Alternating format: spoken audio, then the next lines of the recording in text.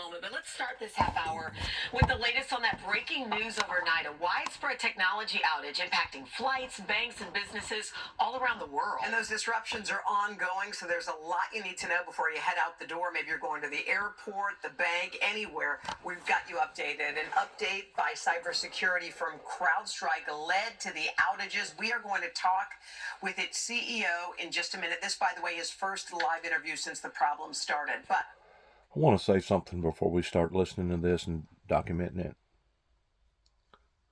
We as humans, not American humans, not Russian humans, not China humans, but humans, have basically been bamboozled in putting all this faith and all this trust in this hardware. And I know something was up, and I think the majority of the American people did too, pertaining to the W.2.K ordeal going into 1999, into 2000.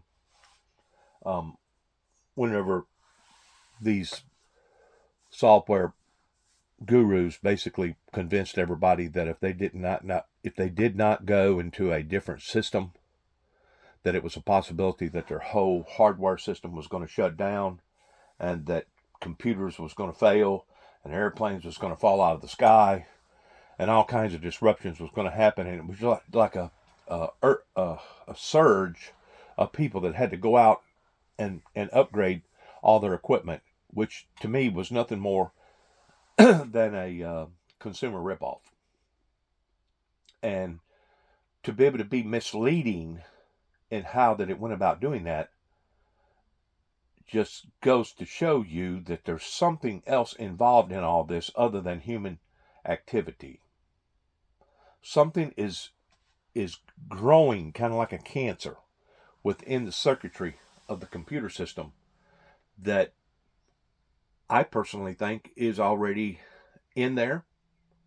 That's causing all this chaos, all the breaches, etc.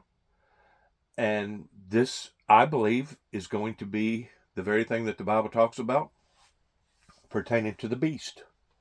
He who did not worship the beast, he who did not bow down to the beast, that you will basically be booted completely out of circuitry, and you will either starve to death or you will actually die during the process of all this. I think all this is leading up. It's a prelude leading up into this event that the Bible talks about pertaining to the beast. The world, the functions of the world has turned into the beast. And me at the age of 63, going from the beginning phases of the computer era, that was basically delivered to the American people in the form of Pac-Man and other types of games. You know, they wanted to bring it out into the form of games. That way it was entertaining to us. But now we're realizing in the 21st century, 2020, 2024 here, that these games are no longer games.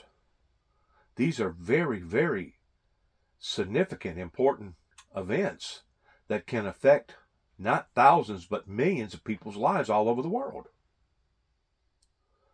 So we, as human beings, supposed to be the smartest race upon to the planet, how could we have allowed ourselves to have fallen for the bait and become so independent upon this system that now we not only see breaches, but now we see gaps, gaping holes and gaps that could absolutely devastate millions of people's lives?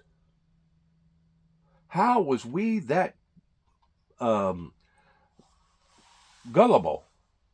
that we fell for this hook, line, and sinker, and now look where we're at today?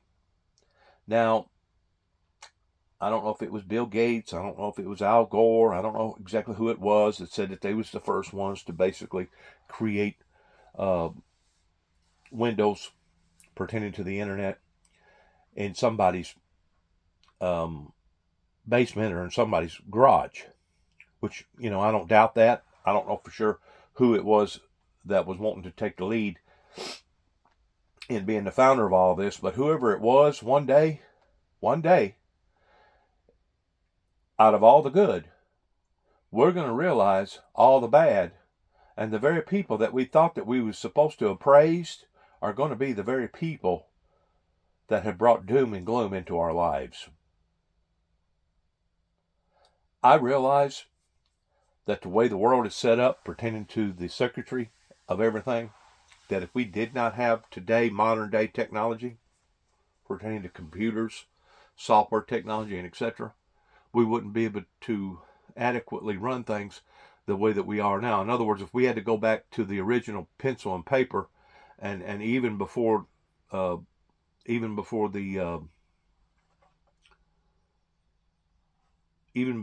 modern day system that we all become adapted to growing up, that we would basically be thrown off into a stone age.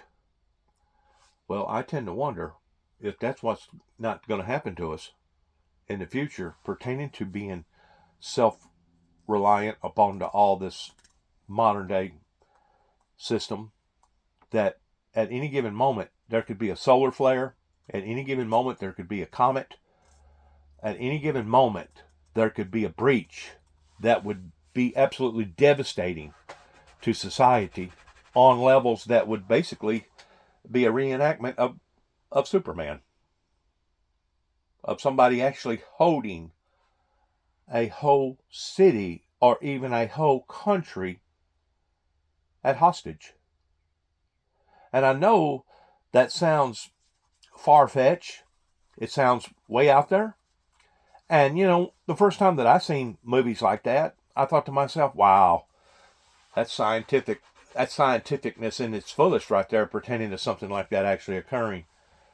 But, as I've studied this and I've looked at it deeply, and of course, we have become accustomed to being breached. The banking system's been breached. Even the Pentagon has been breached.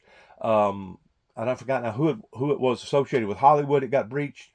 We're seeing this on levels now that is just unimaginable, and we're realizing the substantialness of it.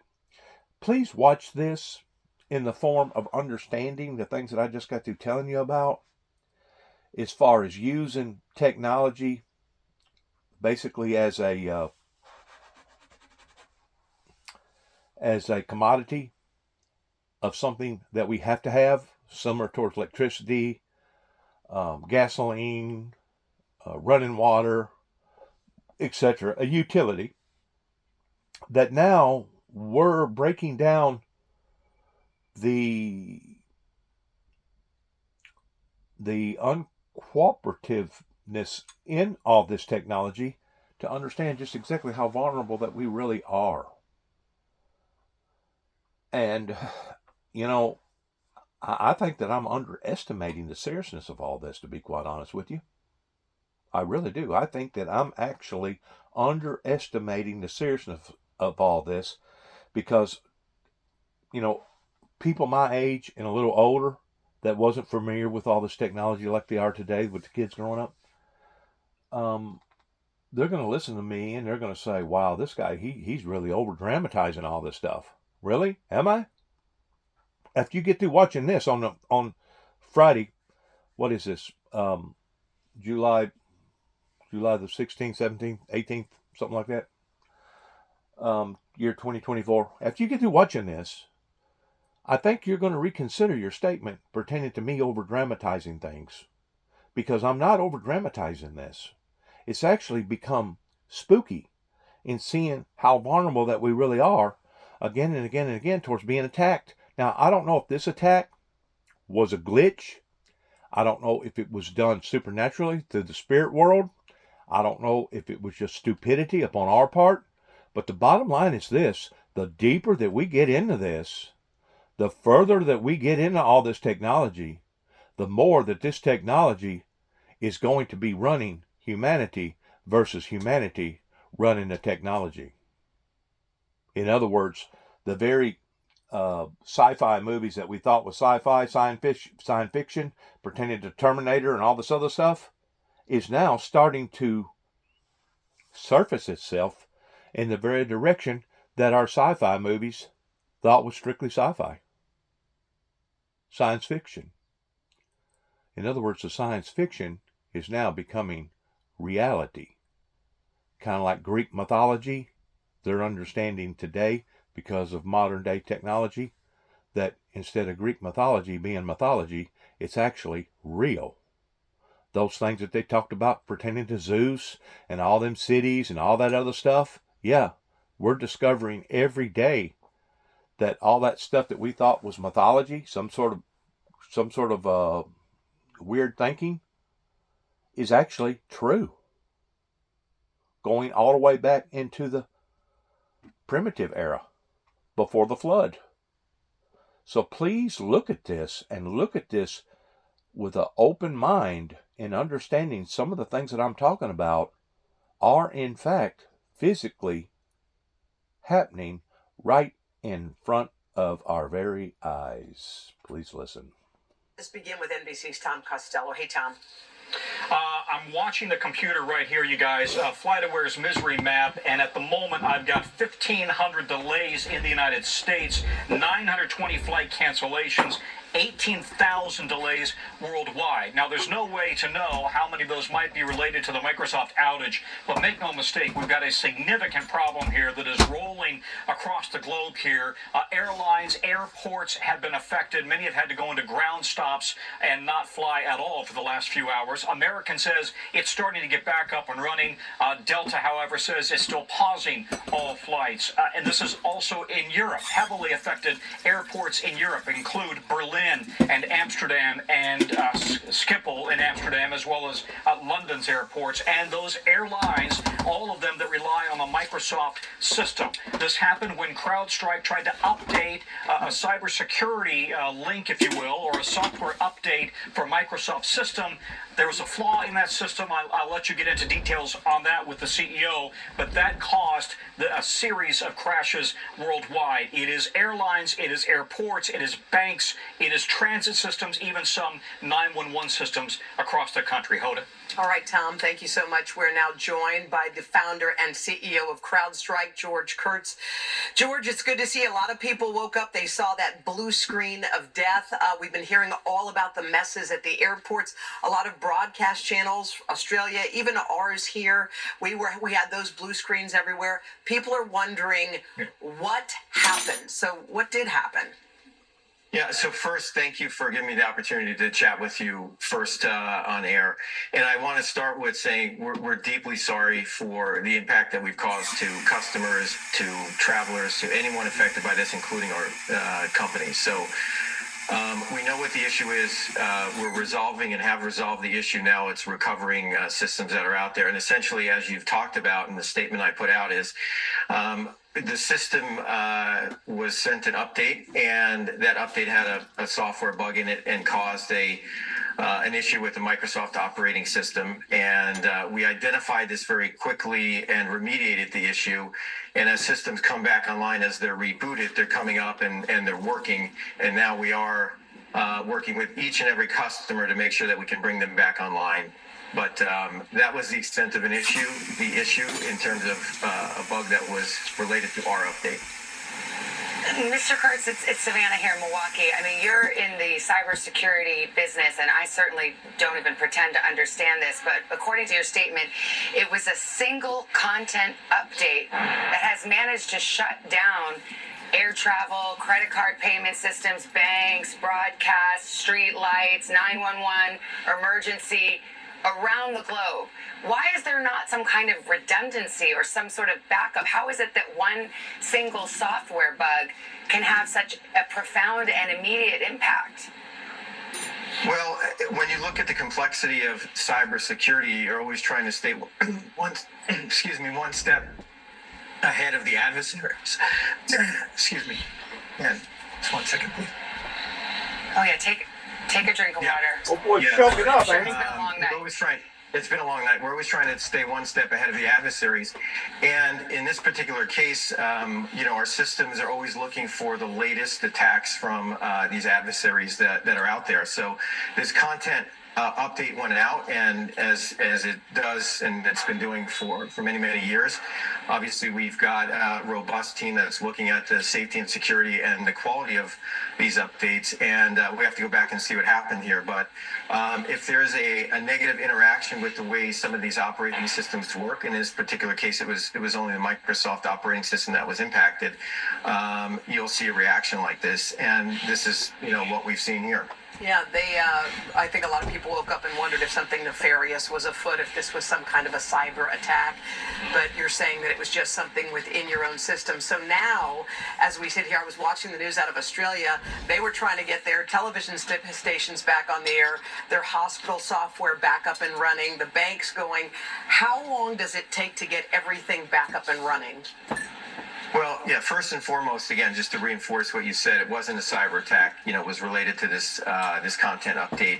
And as you might imagine, we've been on, with our customers all night and working with them. Many of the customers are rebooting the system, and it's coming up and it'll be operational because of, we fixed it on our end. And some of the systems that aren't recovering, we're working with them. So it could be some time for some systems that just automatically won't recover, but it is our mission, is why we're here, to make sure that every customer is fully recovered, and we're not going to relent until we get every customer. What did he say? Some systems automatically will not recover? Let's back up and listen to this. Customer back up. Right about there. As you might imagine, we've been on, with our customers all night and working with them. Many of the customers are rebooting the system, and it's coming up and it'll be operational because of, we fixed it on our end. And some of the systems that aren't recovering, we're working with them. So it could be some time for some systems that just automatically won't recover. We're working with them. So it could be some time for some systems that just automatically won't recover. But won't recover. So what are we supposed to do if our system won't recover? Are we supposed to go back to the primitive days of pencil and paper, the calculator, adding 2 + 2 = 4? You see what I'm saying whenever I'm talking about us setting ourselves up for a fall? Us being vulnerable? This is scary. You're talking about affecting millions of people's lives. You're talking about something that's in control of the grid system. You're talking about electricity breakdowns that could be controlling somebody's household that's on some sort of a ventilation system of some sort of life support system. You're talking about possible airplanes falling out of the sky because now their system is broken down and they can't even function. What the hell have we done to ourselves? I'm asking myself that at the age of 63. And I never was a computer whiz. Don't aim to try to fool nobody in telling them that I am. But I'm smart enough to know that these outages is related to the very things that I was trying to warn people about in the year 2007 up around Grand Rivers and up around Calvert City and Benton, distributing information from that area all the way to Paducah, Kentucky. And whenever I got to Paducah, Kentucky, I was greeted by about 8 officers in 8 different vehicles with guns drawn on me, telling me to get out of my vehicle immediately. Simply because I was trying to warn people and tell them about electrical disturbances to come. I was apprehended, put into the Paducah jail for a couple hours. Finally, this guy comes in there and interviews me. Wants to know this, wants to know that. And then he asked me, he said, "Do you have any idea what this is all about?" I said, "No, what is all this about?" He goes, "Well," he hands me this piece of paper that I recognize. He said, "Was you the individual that was passing out this material?" And I looked at it and said, yeah, what's wrong with it? He goes, well, right now they have shut down the Kentucky Dam, and they're thinking that you're going to engineer an electrical disturbance by blowing up the Kentucky Dam.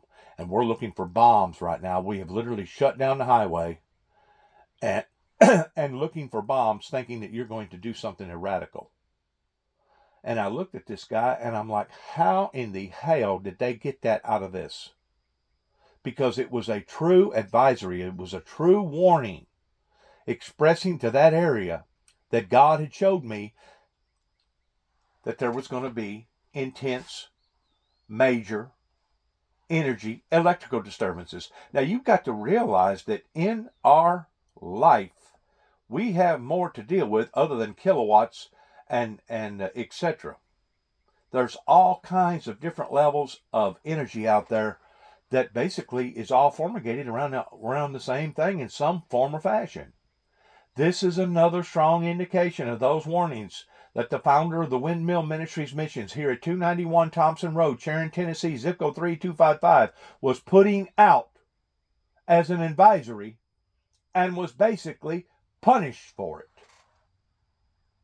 A matter of fact, not only did that occurrence happen up around Paducah, Kentucky, somewhere give or take around the June or July of that year, but also 207, but also about 10 days later, I'm in a campground down by Aurora, Kentucky by the name of Earth Daddies, and all of a sudden my little red tent starts glowing like I've never seen my tent glow before.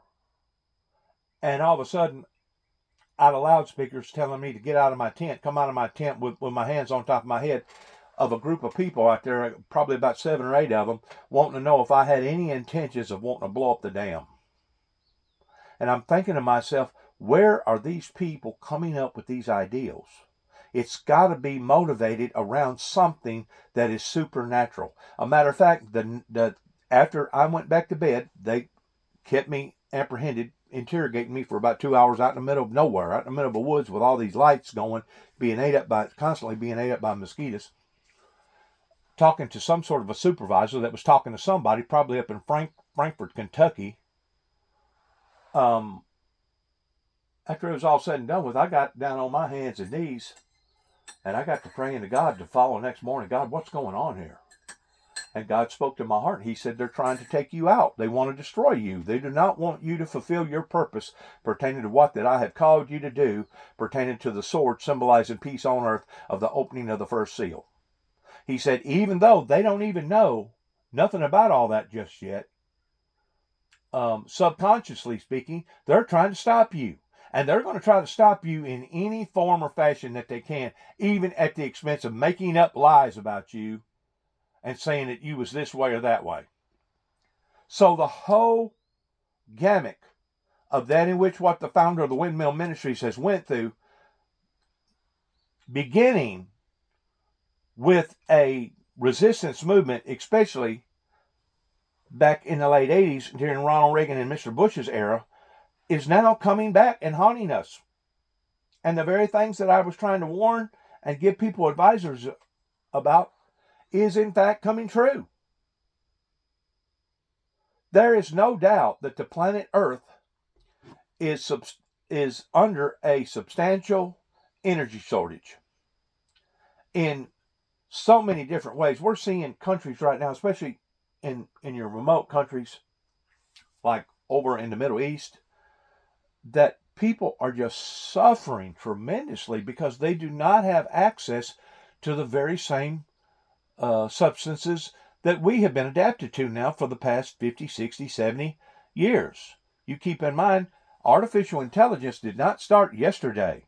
Artificial intelligence did not just start whenever the Pac-Man come out in the 60s or the 70s, whenever it did. I don't know for sure. I'd have to look it up.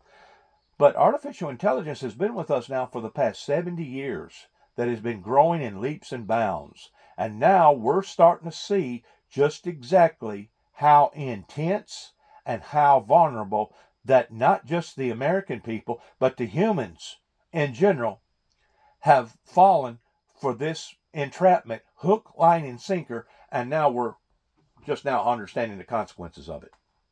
And it is severe. It is dire.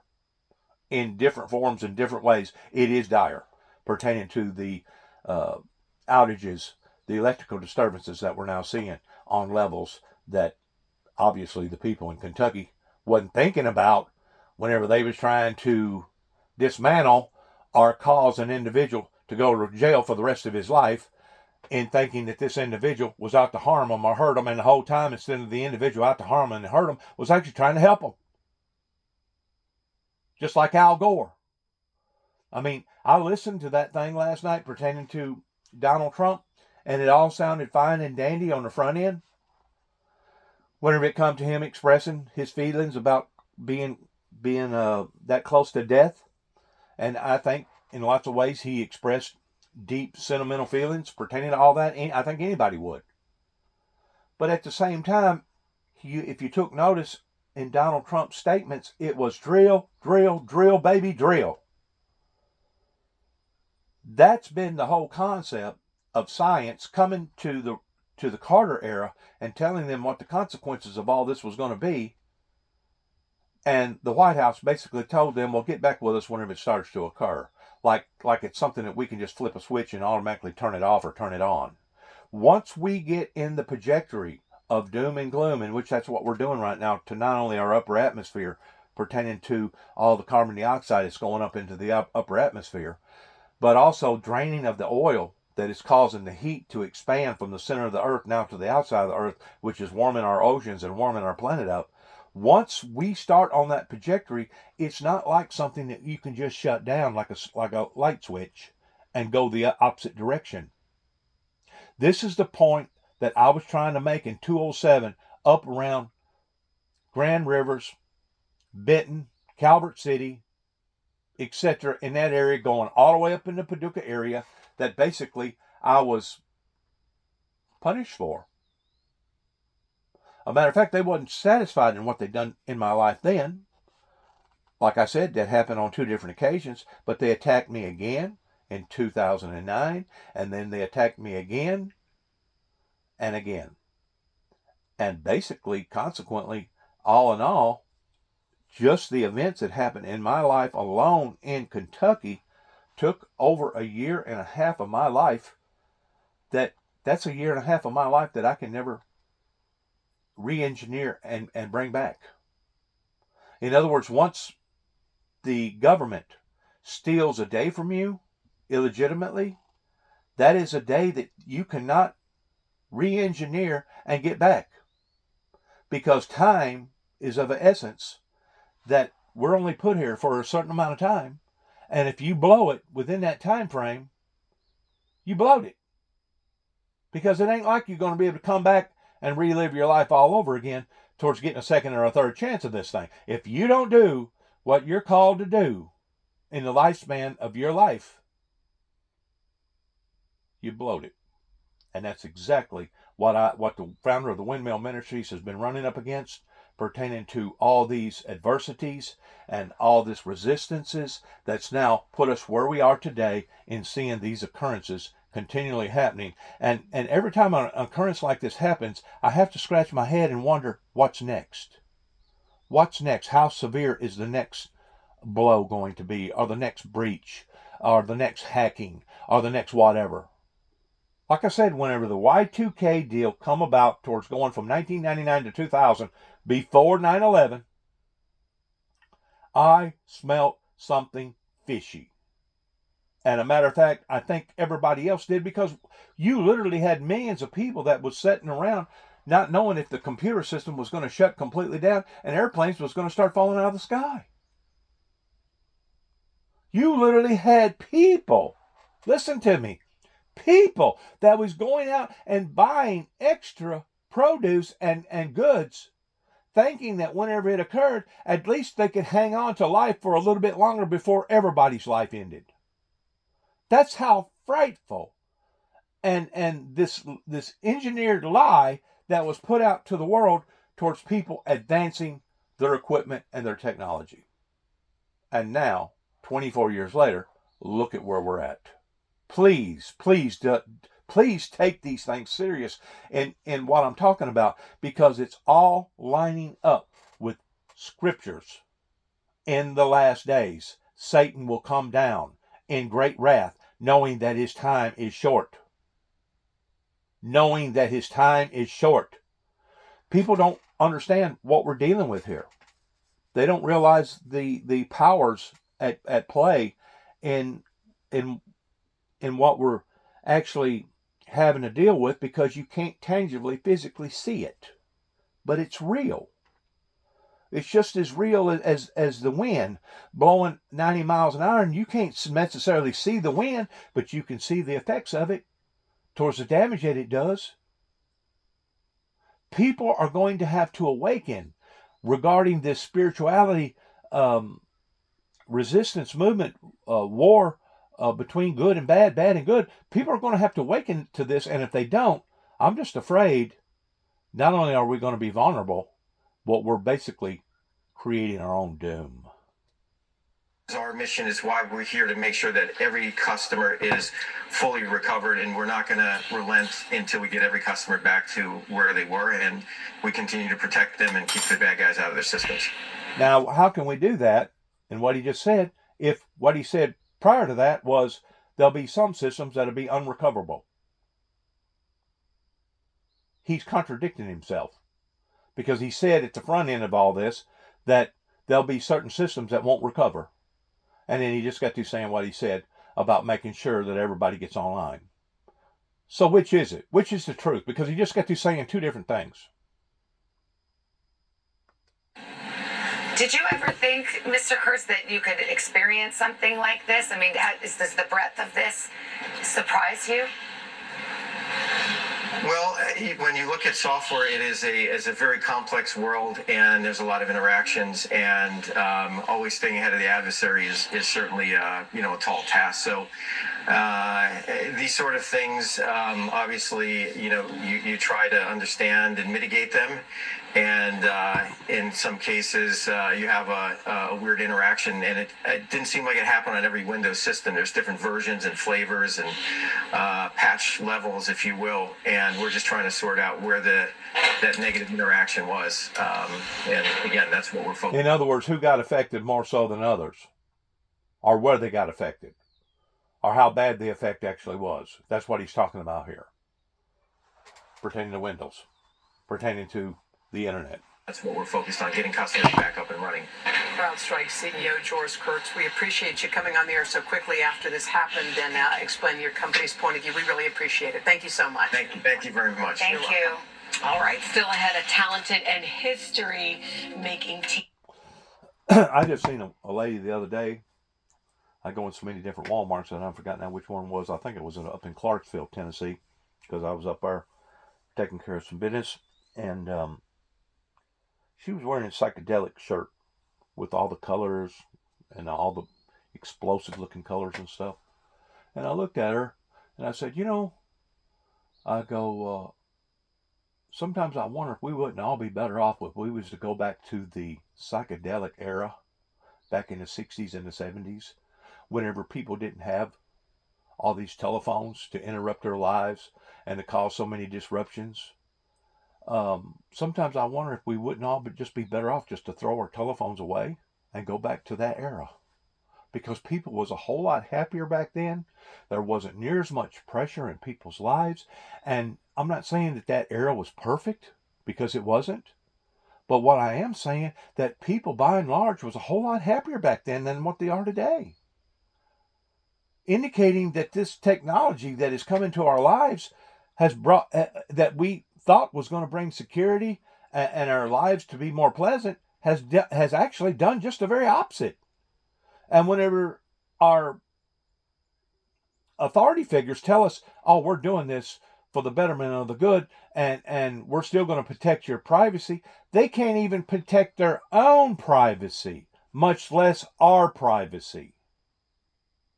If you're thinking that you're incognito out there and you hooked up to all this different technology, you're only fooling yourself, because any and everybody, whoever it is, whatever it is, can hook onto you, and within a matter of seconds, they can profile you and identify who you are and what you're about from A to Z, from the time that you was born, from the time that whenever they're doing this. This is remarkable in how powerful that all this technology has become.